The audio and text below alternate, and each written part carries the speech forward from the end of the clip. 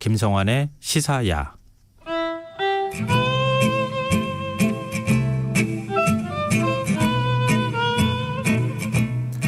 코로나19 사태로 집에서 책을 읽는 시간이 많이 늘어났습니다. 출판계는 어떻게 살아야 할 것인가 고민하는 사람들이 책에서 그 해법을 찾으려고 한 것 같다, 이런 분석을 내놓기도 했는데요. 올해 우리 출판계에서 많은 사람의 사랑을 받은 분야는 뭐였을까요? 2020년에는 다양한 소설이 출간됐는데요. 특히 여성 작가들의 소설이 대중의 관심을 많이 받았습니다. 한밤의 인문학에서는 12월의 시작과 함께 2020년 올해의 책을 분야별로 살펴보는 특별한 시간 이어가고 있는데요. 오늘은 소설 르네상스에 대해서 이야기 나눠보겠습니다. 정여울 작가 스튜디오에 나와 계십니다. 안녕하세요. 안녕하세요. 반갑습니다. 네, 최근 몇 년 사이에 소설보다 에세이를 찾는 독자들이 늘었다, 이런 얘기를 들려주신 적이 있잖아요. 네. 올해는 소설이 더 인기가 있었어요? 에세이가 작년까지만 해도 항상 최고로 인기가 많았었거든요. 네. 에세이 분야가. 그리고 이제 그 에세이가 점점 좀 가벼운 내용들, 그림이 많고 글자가 작고 이런 좀 감성 중심의 그런 에세이들이 좀 늘어나서 약간은 좀 걱정스러운 면도 있었어요. 걱정스럽다고요? 그러니까 내용이 가벼워지고 있다는 것. 예, 그래서 좀 무거운 책이나 이런 것들 피하고. 좀, 진지하고 좀 많은 성찰의 내용이 들어있는 책보다는 예쁜 책, 디자인상으로 예쁘고 좀 팬시한 책들, 그리고 또 캐릭터 에세이라고 해서 그런 이 캐릭터가 들어간 그림이 굉장히 중요하고 네. 글은 조금 들어간 그런 에세이들이 많아져서 좀 걱정스러웠거든요. 그런데 이제 좀 올해 독자들은 왜 소설 보면은 왜 그림이 없잖아요. 우리나라 소설들은 거의 사파나 이런 게 없잖아요. 그래서 소설은 정말 심각하고 진지한 독자들이 주로 읽거든요. 근데 소설 재밌잖아요. 근데 꼭 진지해야 되나요? 소설이 꼭 그런 건 아니죠. 그런 건 아닌데 제 말씀은 그러니까 에세이 시장이 출판계를 주도하면 그런 일이 생길 수 있다는 거예요. 네. 정말 디자인과 어떤 그 가벼움, 좀 이렇게 읽기 쉽긴 한데 읽고 나면 잘 생각이 안 나는, 오랜 시간이 지나면 뭘 읽었지?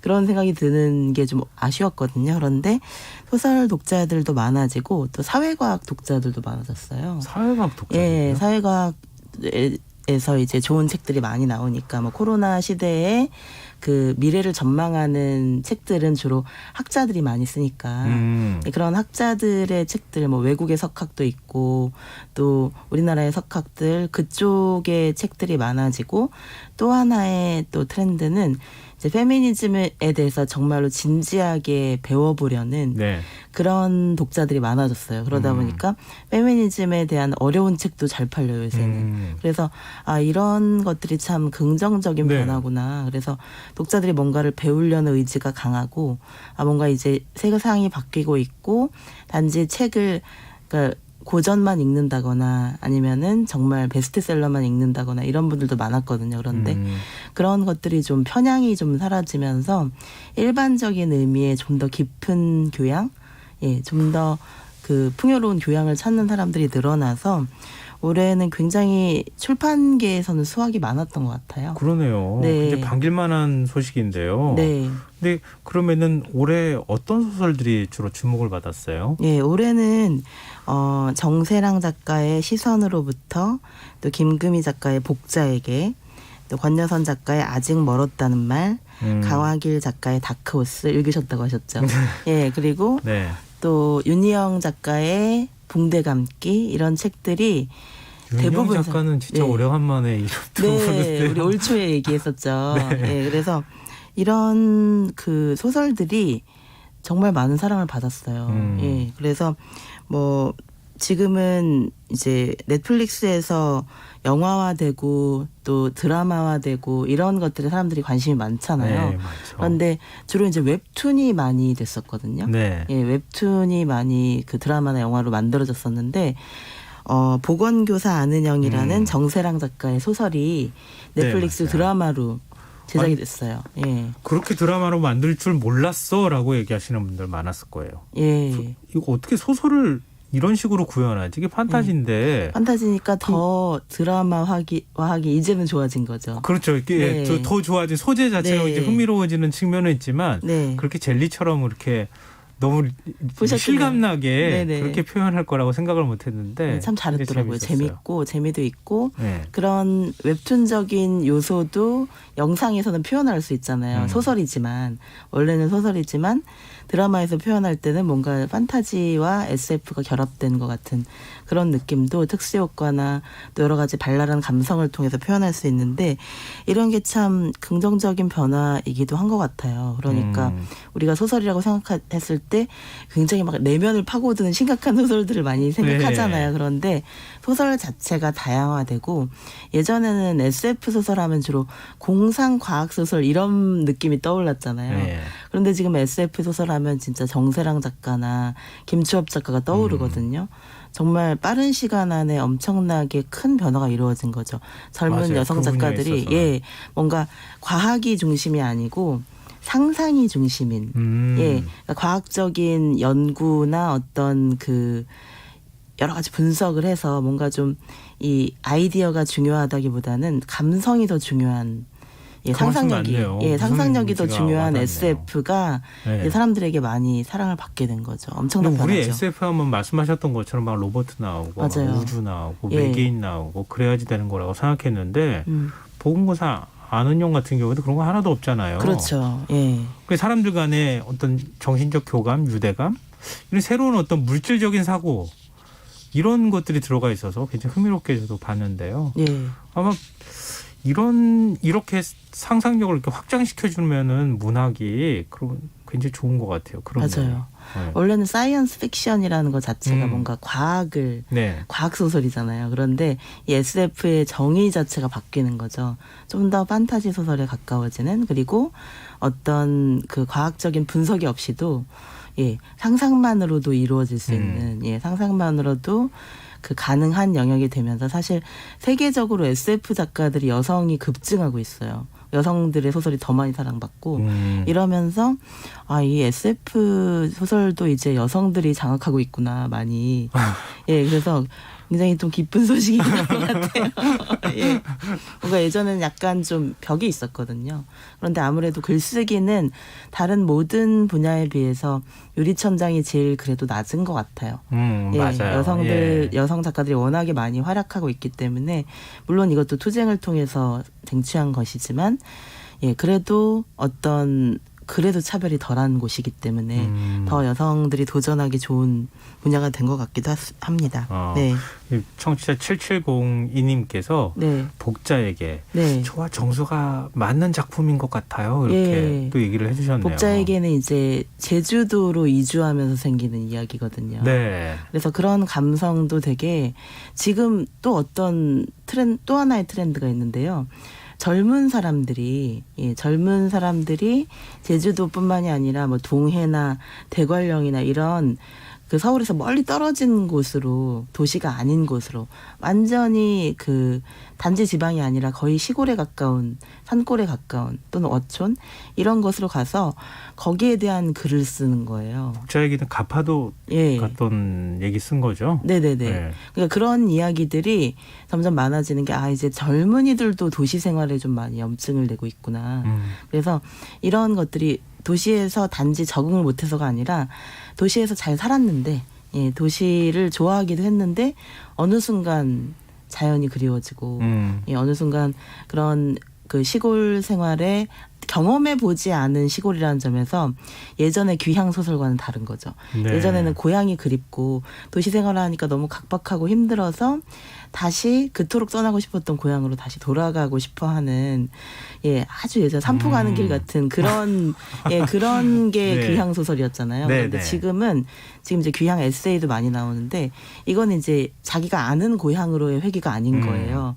자기가 몰라요. 전혀 모르는 곳에 도전하는 마음으로 정말 살고 싶은 데 가서 사는 거잖아요. 그냥 산 좋고 물 좋은 곳에 가서 여러 가지 불편을 참아내고 그렇게 하면서 집도 자기가 막 인테리어 완전히 싹 다시 하고 그런데 그거를 돈을 많이 들여서 하는 게 아니라 정말 품을 팔아서 예, 자기 감각을 이용해서 그렇게 하는 젊은 친구들이 늘어나고 있더라고요. 이것도 전 좋은 현상인 것 같아요. 트렌드인데요. 좋은 네. 현상이기도 한데 네. 시골에 그런 허름한 집이 이제 없대요. 아, 너무 인기가 알아보셨구나. 예. 좋아서. 너무 인기가 좋아서. 예, 맞아요. 인기가 좋죠. 그래서 그런 낡은 집을 정말 예쁘고 쓸만하게 바꿔가지고 본인이 노력을 해가지고 그렇게 해서 시골 생활에 정착하는 것에 대한 이야기를 담은 동해 생활이라는 또 책이 있어요. 예, 소설가가 동해에 가가지고 정착하는 동생과 함께 정착하는 얘기인데 되게 재밌더라고요. 예, 그래서 이런 것들이 바로 이제 정말 세상이 바뀌었구나. 네. 다들 도시로 오려고 난리였는데 이제는 도시 생활에 지쳐서 자신이 잘 알지도 못하는 아무 연고조차 없는 그런 곳에 가서 모험처럼 예. 그래서 어떻게 보면은 현대판 월든이라는 생각도 들고 그리고 이제 월든은 2년 2개월 동안의 실험이었거든요. 그런데 네. 지금의 젊은이들은 좀 더 장기적으로 거기서 돈도 벌고 거기서 자기 일도 하고 또 지금은 사실 많은 일들이 재택근무가 가능해졌기 때문에 지방이나 시골에서 일을 해도 돈은 비슷하게 벌 수 있는 방법들이 많아졌기 때문에 그것도 또 하나의 오히려 온라인으로 할 수 있는 일들이 많아지면서 전원 생활을 추구하는 젊은이들도 늘어난 것 같습니다. 예. 근데 뭐 제주도나 이런 네. 데 살기 좋은 뭐 섬도 그렇고요. 네. 뭐 이런 바닷가도 가고 많이 그렇게 했다가 이제 조금 지쳤어. 네. 서울로 올라온 분들이 꽤 많이 그렇죠. 계시거든요. 그것도 그런 아마 분들이 그런 얘기도 많이 책으로 나올 것 같아요. 너무 후회스러워. 내가 지금 조금만 더 있었으면 참 좋았을 걸. 양쪽에 왔다 갔다 하시는 분들도 많더라고요. 예, 반 정도는 서울에 있고 또 네. 반 정도는 또 제주도나 자기가 이제 집을 전원주택을 빌리거나 산 곳에서 그렇게 왔다 갔다 하면서 사시는 분들도 많이 생긴 것 같아요. 그럼 네. 좋죠. 예, 근데 그건 돈이 여건이 너무 잘안 많이 되니까. 들어요. 예, 그렇게 맞아요. 살려면. 두 예. 곳에 터전을 마련하기는 굉장히 부담스럽잖아요. 예. 그래서 정말 요새 저도 숲이나 식물에 대한 책을 많이 읽고 있는데 네. 정말로 인간에게 그 생체 에너지라는 게 그 나무나 꽃들로부터 나온대요, 정말로. 네네. 그래서 나무에서 3에서 6m 정도 떨어진 곳까지는 그 나무에서 나오는 생체 에너지가 특히 남동쪽, 네. 나무에서 남동쪽 3m에서 6m 정도까지의 그 나무의 생체 에너지가 제일 많이 나오는 곳이래요. 그러니까 숲이 제일 좋은 거죠. 남동쪽이에요? 그거는 연구 자료라서 제가 왜 그런지 모르겠어요. 그래요? 그냥 통계적으로 그렇대요. 네. 그래서 근데 이제 숲이 많으면 남동쪽을 굳이 구분 안 해도 되니까 그렇죠. 그냥 다니면 어느 되는 방향이든. 건데 네.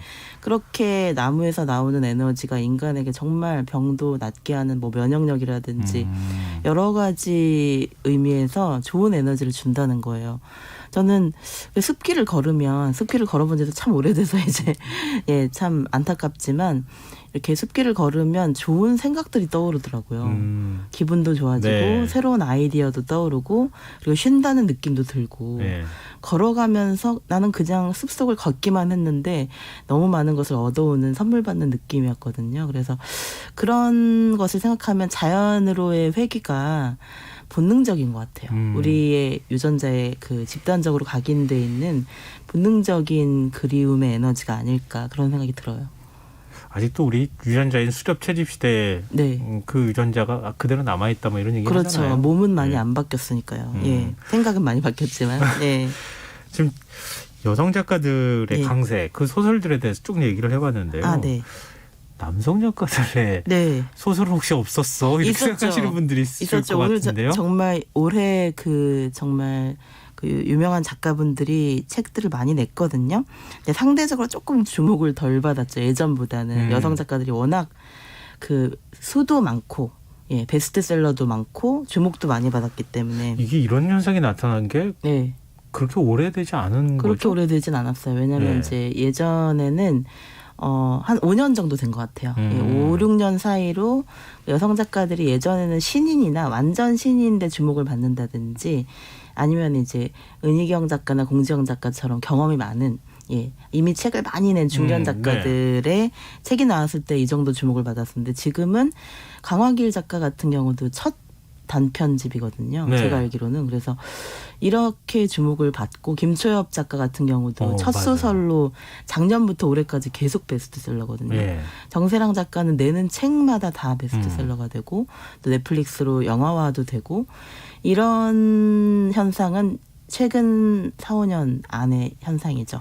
예. 남성 작가들이 좀 분발해야 될 것 같은데요. 더 많은 작가들이 나오면 참 좋으니까요. 예, 왜냐면 일단 보는 시각이나 이런 것도 다를 수 있으니까. 맞아요. 신인이 좀 적어졌다는 게 문제죠. 김훈 작가의 달 너머로 달리는 말, 아, 네. 예, 황석영 작가의 철도원 3대, 김현수 작가의 7회의 마지막 같은 경우는 그 북한으로 간 시인 백석의 이야기잖아요. 맞아요. 예, 그래서 네. 이런 그 작품들 김현수 작가 냄새가 엄청나게 많이 나는 맞아요.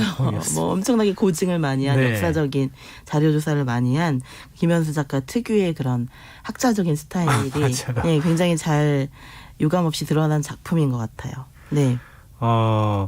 이 작품에 대해서 조금 더 얘기를 해보면 어떨까요? 네네네. 지금 김현수 작가의 7회의 마지막은 네. 백석 얘기를 다룬 거고 네. 어쩌면 백석 얘기를 그렇게 상상력 있게 잘 만들 수 있을까? 물론 그러니까요. 고증이나 자료조사를 굉장히 많이 한 티가 나는 작품이긴 했지만 저도 이 작품이 너무 좋았는데 그 7회의 마지막을 보면은 이제 백석의 스토리 중에서 굉장히 미스테리한 부분들이 많이 많거든요. 안 알려진 맞아요. 예, 작가잖아요. 왜냐하면 이제 백석은 작품은 그래도 좀 많이 남겼지만 이 이제 월북하기 전, 예, 북한에 정착하기 전의 작품들이지 그 이후의 작품들은 우리가 거의 알 수가 없는데 한동안은 시를 쓰다가 뭔가 이제 정치적인 문제가 생긴 거죠. 네. 예, 그래서 이제 다른 동료 작가들이 숙청당하거나 아니면 절필을 하거나 완전히 다른 직업으로 가거나 이런 경우를 많이 보면서 백석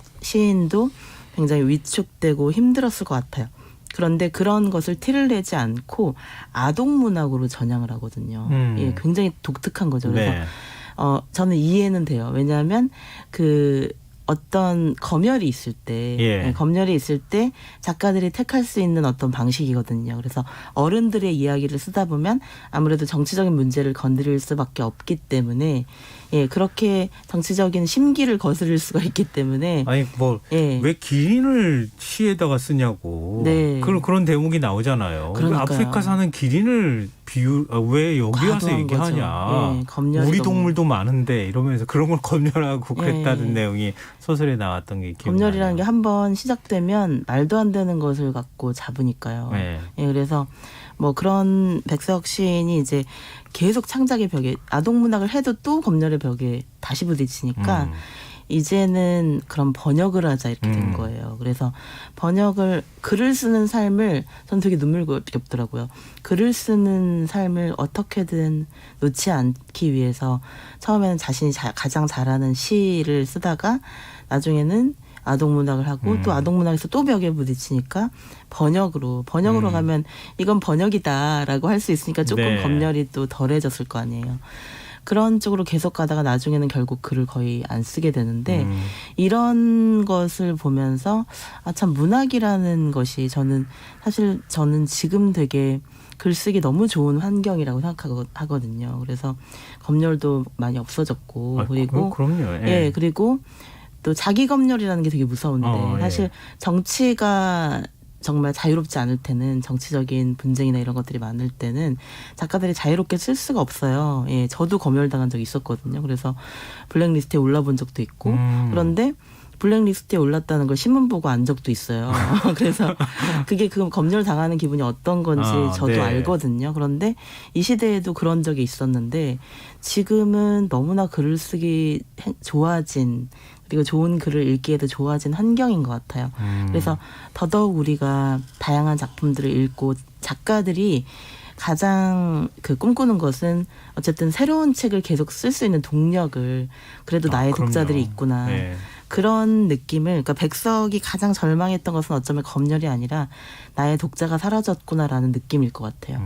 예, 그래서 그런 그 백석의 삶을 우리가 상상할 수 있도록 작가의 단지 북한의 이야기가 아니라 글을 쓴다는 것은 무엇이고 글을 읽는다는 것은 무엇이고 우리에게 자유란 무엇인가를 생각하게 해주는 책이 김현수 작가의 7회의 마지막이었던 것 같아요. 그리고 황석영 작가의 철도원 3대, 김훈 네. 작가의 달 너머로 달리는 말. 네. 두 작품도 네. 작품을 기다리셨던 분들 입장에서 굉장히 반가운 예. 일이고요. 반가운 작품들이었고 또 앞으로도 그분들이 이제 고령임에도 불구하고 네. 계속 좋은 이제 새로운 책들을 내시니까 그거 자체가 사실 참 반갑고 좋은 일이죠. 예. 그 예. 누가 그러더라고요. 네. 이제 연세가 드신 게 느껴져. 그래. 그런 느낌들. 그러니까 이분이 안 느껴져도 예전에, 이상한 거죠. 네, 이분이 예전에 글을 네. 쓰셨던 거하고 지금하고 비교하니까 연세가 들어가시는구나. 근데 음. 그게 한편으로는 마음이 짠하기도 하면서 또 그분의 마음을 읽어가면서 책 읽는 것도 참 기분 좋고. 예. 어떤 그런 부분들을 느낌을 좀 표현하기도 내려놓게 하더라고요. 되잖아요. 나이가 네. 들면서 조금씩. 그런 것들이 저도 보이더라고요. 예. 자, 그럼 이 마지막으로요. 네. 정여울 작가가 뽑은 올해의 소설 어떤 거? 저는 두 작품을 권해드리고 싶은데 한 작품은 최윤 작가의 예. 소유의 문법. 소유의 문법. 예, 소유의 문법이라는 것은 이제 토지 분쟁에 대한 이야기예요. 토지 분쟁이 일어났는데 그 토지 분쟁이 산골 마을에서 아름다운 산골 마을에서 일어났는데 이 주인공의 딸이 그 발달 장애를 앓고 있는 거예요. 네. 그래서 이 딸을 좀 괜찮게 자꾸 소리를 지르고 비명을 지르고 힘들어하는 아이라서 이제 좀 산 좋고 물 좋은 곳에 데려가려고 산골 마을로 들어갔는데 거기서 벌어지는 얘기인데 어른들이 막 그 소유 때문에 분쟁 때문에 다들 막 서로 등지고 예. 와이파이도 몰래 끊고 막 이런 그런 와중에도 아이는 좋아지는 거예요. 예, 아이는 그 산골 마을의 아름다움 속에서 도시 생활에서는 소리도 마음대로 못 지르고 자연 속을 산책할 기회도 별로 없었는데 아이는 점점 건강해지고 글을 못 읽던 아이가 글을 읽게 되고 그러면서 아버지도 원래 꿈이 예술가였는데 목공을 하면서 자기가 의자를 만들고 이러면서 점점 이 사람들만 좋아지는 얘기고 나머지 막 소유 때문에 싸우던 사람들은 나중에 벌을 받게 되는 얘기예요. 그래서 홍수가 그래요? 나요. 그래서 예. 이런 것들을 소유의 문법이라는 작품이 올해 가장 저에게는 감동적인 작품이었고 또 하나 더 소개시켜드리고 싶은 작품은 이주혜 작가의 자두라는 작품이에요. 자두. 예, 자두라는 작품은 이 간병 노동에 대한 얘기거든요. 예. 그래서 이제 시아버지의 병간호를 하면서 시아버지가 처음에는 나를 좋아하는 줄 알았는데 그렇게 연기를 하셨는데 그 간병을 하다 보면 이제 그 약간 치매가 오면서 자신이 며느리가 전혀 마음에 들지 않았다는 것을 알게 되는 되게 좀 슬픈 얘기예요. 알겠습니다. 예. 소유의 문법과 자두. 네. 알겠습니다. 이거 한번 찾아봐야겠습니다. 네. 지금까지 한밤의 인문학 정여울 작가와 함께했습니다. 고맙습니다. 네, 감사합니다. 오늘 모바일 상품권 당첨자는 홈페이지 공지사항에서 확인하실 수 있습니다. 김성원의 시사 오늘 여기서 마무리하겠습니다. 편안한 밤 되십시오.